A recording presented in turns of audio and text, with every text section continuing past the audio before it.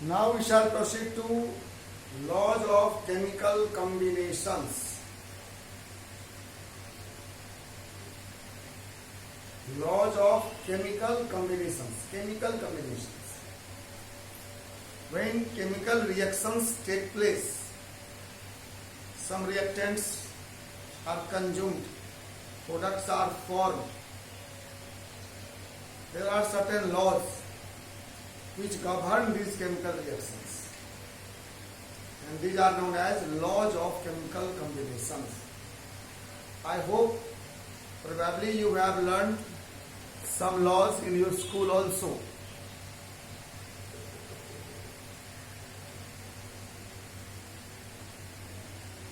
I hope at least 3 laws.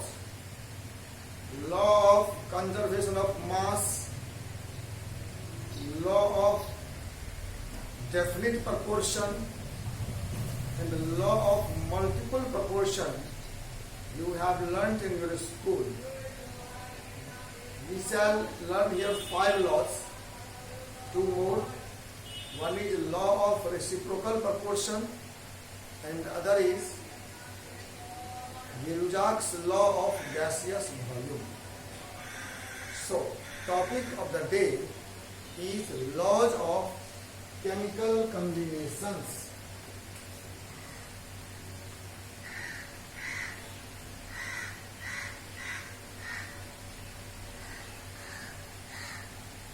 Laws of chemical combinations. रासायनिक संयोग के नियम.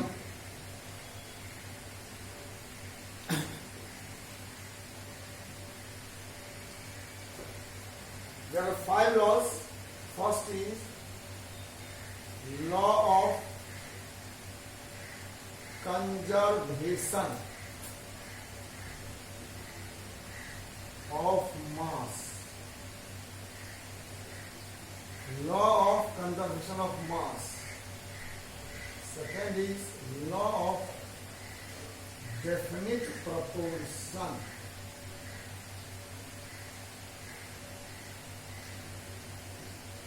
Sometimes it's called constant proportion. That's the same thing. Law of multiple proportion.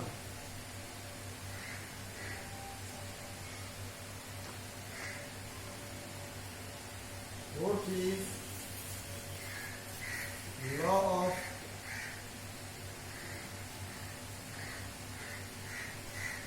reciprocal proportion. Law of reciprocal proportion. And the last is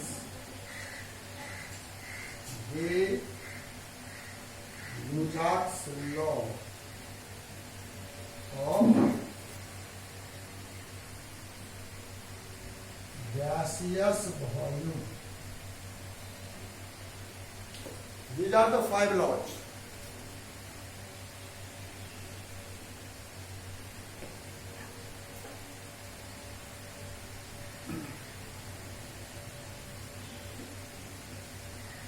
sir fifth law को थोड़ा repeat कीजिए ना.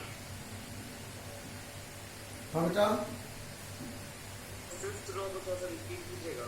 Lyapun's नहीं दिखता है. Lyapun's law of gaseous volume. Lyapun's law of gaseous volume. There are 5 laws. First is law of conservation of mass. Second is law of definite proportion. Third is law of multiple proportion. Fourth is law of reciprocal proportion. And fifth is Lyapun's law of gaseous volume. So we shall start from the first, that is law of conservation of mass. आज आपको लगेगा कि ये क्या बात है, तो simple बात है, लेकिन आज से 200 साल पहले जब ये लॉ दिया गया था तो लोग इतने डेवलप नहीं थे, उनके लिए नई बात थी। ये लॉ कहता है केमिकल रिएक्शन में मास कंजर्व रहता है, न मास घटता है न मास बढ़ता है। डेली लाइफ में कभी कभी देखने को मिलता है हम लोगों को कि थोड़ा ही सब्सटेंस था, अब बहुत ज्यादा हो गया, गर्म करने से या ठंडा करने से कुछ बढ़ गया, तो वो वॉल्यूम हो सकता है, मास कंजर्व रहेगा। This is called law of conservation of mass. ठीक है, in a chemical reaction total mass remains conserve, means total mass of reactants will be equal to total mass of the product. Neither it will increase nor it will decrease. जैसा आपने पढ़ा होगा law of conservation of energy, पढ़े है ना कि energy conserve रहता है, इट कैनॉट बी क्रिएटेड और डिस्ट्रॉयड। उसे बदल गया अभी बात भी, लेकिन हम लोग ऐसे पहले पढ़ते थे।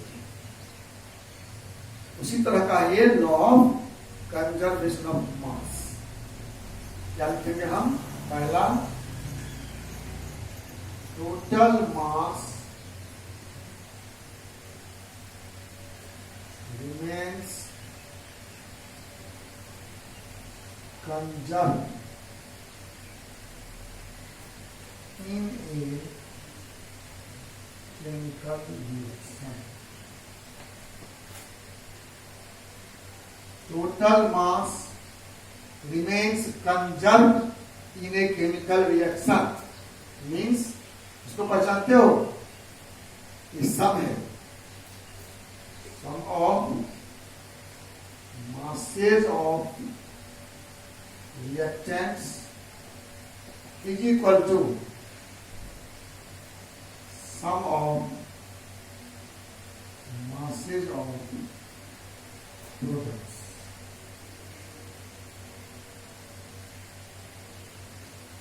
रिएक्टेंट के जितनी मास आप लेंगे, जितना रिएक्शन करेगा आप लेंगे शुद्ध, उतने ही मास प्रोडक्ट का भी होगा।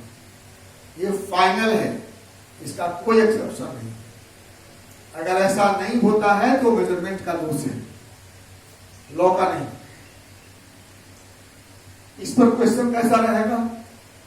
दो टाइप क्वेश्चन होगा। रिएक्टेंट का मास दिया रहेगा, प्रोडक्ट का मास दिया रहेगा, आपको दोनों का मास इक्वल करके दिखा देना। अगर इक्वल नहीं हुआ तो आपको चिंता नहीं करना है, आप कहेंगे this data does not obey law of conservation. Data reaction गलत है, लॉ गलत है, सो नहीं कहेंगे, वो डाटा गलत है ऐसा बोलेंगे। दूसरा हो सकता है कि 3-4 में से सबका मास दिया हो, एक को छोड़कर उसका मास निकालने के लिए कहेंगे, तो आप क्या करेंगे? रिएक्टेंट का मास जोड़ लेंगे, प्रोडक्ट का मास जोड़ लेंगे, जो नहीं दिया उसको एक्स मान लेंगे, दोनों इक्वल कर लेंगे, एक्स का मान आ जाएगा। मान लीजिए कोई रिएक्शन है ए प्लस बी, इससे बनता है सी प्लस डी, तो mass of A plus mass of B equal to mass of C plus mass of D के बराबर होगा। अगर सब मास दिया हुआ है तो सिर्फ हमको ऐड करके इक्वल दिखा देना है। अगर किसी का नहीं दिया हुआ है उसको एक्स मान लेंगे, बाकी वैल्यू दे देंगे, एक्स निकल जाएगा। दो ही टाइप का प्रॉब्लम इसमें हो सकता है। एक प्रॉब्लम बनाइए अभी आप, एक प्रॉब्लम बनाइए।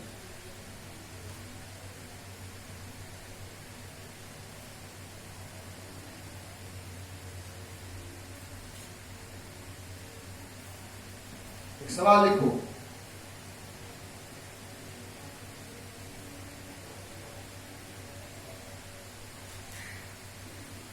what mass of sodium chloride would be decomposed by 9.8 gram sulfuric acid if 12 gram of sodium bisulfate and 2.75 gram of hydrogen chloride were produced in a reaction. नहीं समझे सर, बता रहा हूँ, बता रहा क्वेश्चन ही नहीं समझे। हूँ। हाँ लिखो ना क्वेश्चन। बुक खरीद लो, एमसीक्यू का बुक खरीद लिए हो, ये बुक खरीद लो, तो उस क्वेश्चन लिखा, क्वेश्चन नंबर बोल देंगे, हमारे पास रहेगा कभी, अभी लिखो। व्हाट मास ऑफ, अभी नोट करिए, what mass of sodium chloride What mass of sodium chloride will react with is reactive 9.8 gram sulfuric acid 9.8 grams sulfuric acid if 12 gram of sodium bisulfate, 12 gram sodium bisulfate and 12 gram sodium bisulfate 2.75 gram HCl were produced. Chart में लिख दीजिए sir. दिया हुआ है NaCl का reaction करना है H2SO4 से, जिसमें बनता है NaHSO4 और HCl। आपसे सवाल पूछता है what mass of NaCl will react with 9.8 gram sulfuric acid, 12 gram of sodium bisulfite and 2.75 gram HCl is produced. Now it's clear? So 4.95 gram. हाँ? 4.95 gram. 4.95 अच्छा आंसर बोल रहे हो, आंसर बोलो। तो ये डाटा दिया हुआ है, ऐसा ही सवाल होगा, या तो सारे डाटा दिए रहेंगे, कहेगा so that the data obeys law of conservation of मास, और इजी हो गया, और नहीं तो यही डाटा रहेगा। आप क्या करेंगे, let mass of NaCl is x, ठीक है। Then according to law x plus 9.8 equal to 12 plus 2.75, x equal to 14.75 minus 9.8, बता दीजिए कितना आया, 4.95 ग्राम आंसर। ऐसा क्वेश्चन बन जाएगा, बोलो बन जाएगा ना, बोलते नहीं हो? Yes sir. हाँ Yes, sir. ठीक है। तो इस पर ऐसा ही प्रॉब्लम है, और कोई प्रॉब्लम नहीं, दो ही टाइप का पॉसिबल है। सबका मास दिया हो, वेरीफाई करने कहे, या किसी एक का मास, एक ही का मास निकाल सकते हैं। आप जानते हैं लीनियर इक्वेशन से we can calculate only one data. किसी प्रॉब्लम में एक से अधिक का मास निकालना पॉसिबल नहीं है। चलिए, तो हमने सीखा लॉ ऑफ कंजर्वेशन ऑफ मास, कि टोटल मास कंजर्व है, लेकिन ये तो पुराने जमाने की बात है, 200 साल पहले की। अब इसका नाम बदल गया। नाउ वी से it is principle of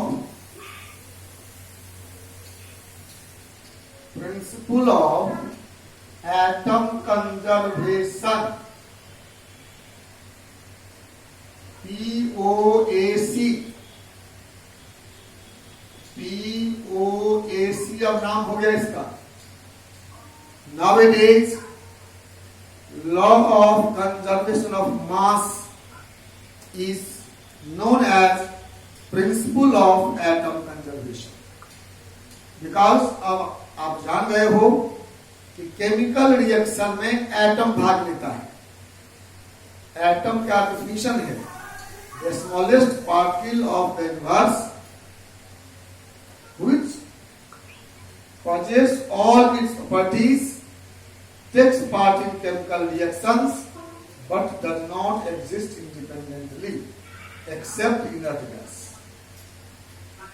clear? तो अब हम लोग के टर्म रिएक्शन को देखते हैं, तब हम लोग बोलते हैं केमिकल रिएक्शन में एटम ना क्रिएट होता है ना डिस्ट्रॉय होता है। जिस एलिमेंट के जितने एटम रिएक्टेंट में रहते हैं उतने ही एटम प्रोडक्ट में आते हैं। Total number of atom of each element remains conserve. This is why mass remains conserve. Mass conserve जो है उसका कारण यहां है, देखिए principle of atom conservation. Total number of atoms of each element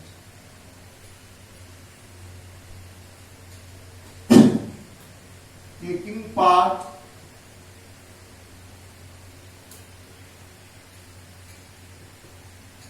in a chemical reaction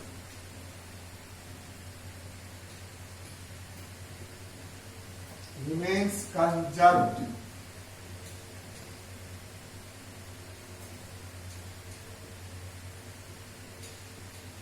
इसी basis पर आप याद करिए, हम लोग केमिकल रिएक्शन को आजकल बैलेंस करते हैं ना।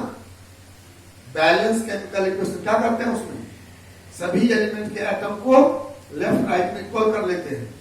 क्यों करते हैं ऐसा? क्योंकि ऐसा ही होता है, किसी भी एलिमेंट के जितने एटम लेफ्ट में रहेंगे रिएक्टेंट में उतने ही एटम प्रोडक्ट में जाएंगे। जैसे मान लो हम लिखते हैं MnO2 plus HCl gives you MnCl2 plus H2O।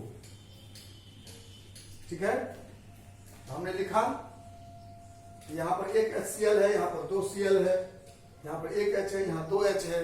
ऐसा नहीं हो सकता है, इसलिए हमको बैलेंस करना पड़ता है और हम लोग ऐसे लिखते हैं। अब देखिए,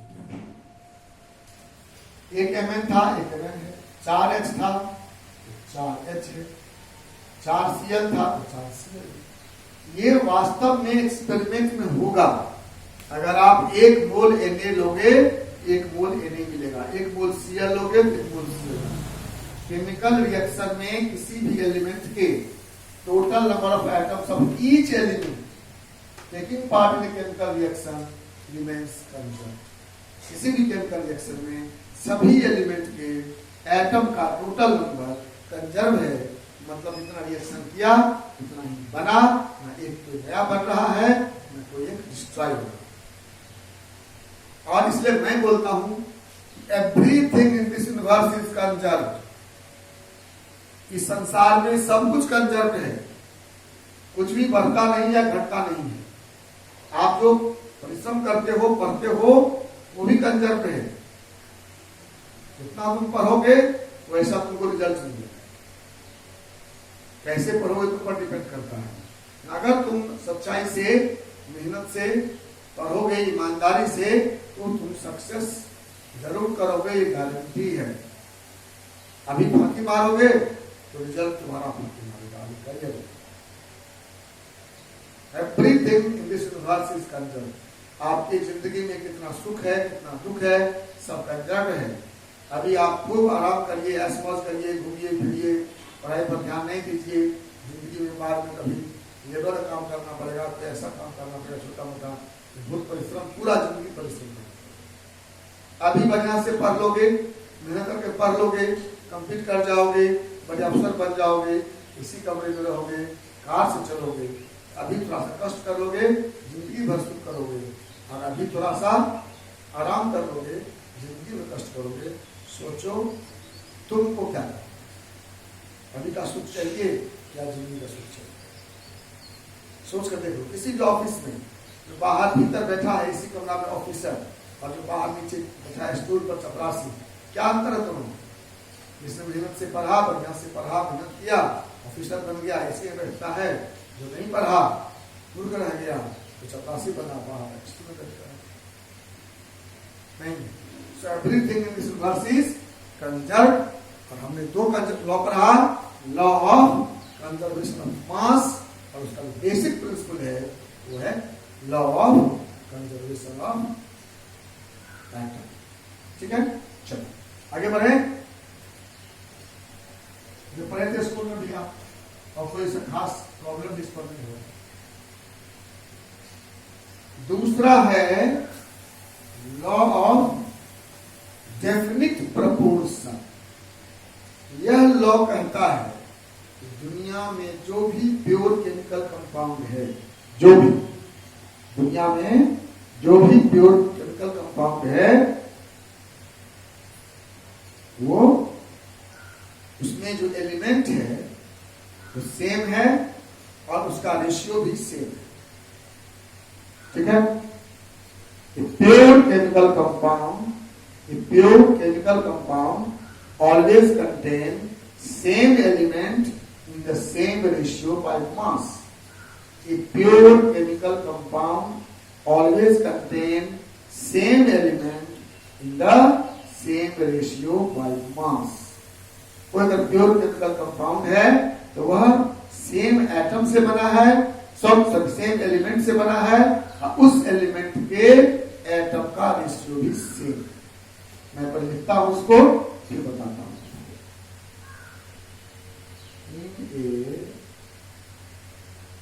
pure chemical compound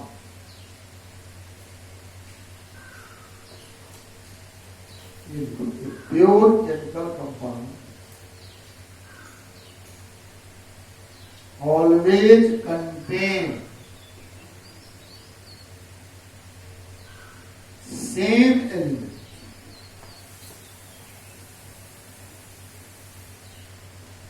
in same proportion, the definite proportion.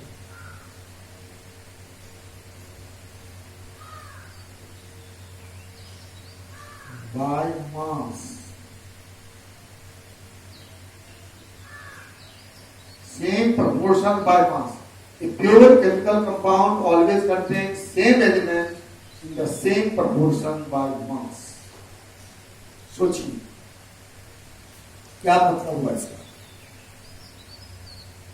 जैसे वाटर है, वाटर समझते हैं, वाटर, तो वाटर कहीं का भी हो, all form of water is made of H&O। सभी वाटर हाइड्रोजन ऑक्सीजन से बने हुए हैं, कोई वाटर डिफरेंट एलिमेंट से नहीं बना, और उस वाटर में H और O के मास का रेशियो भी फिक्स है 1:8। किसी भी वाटर के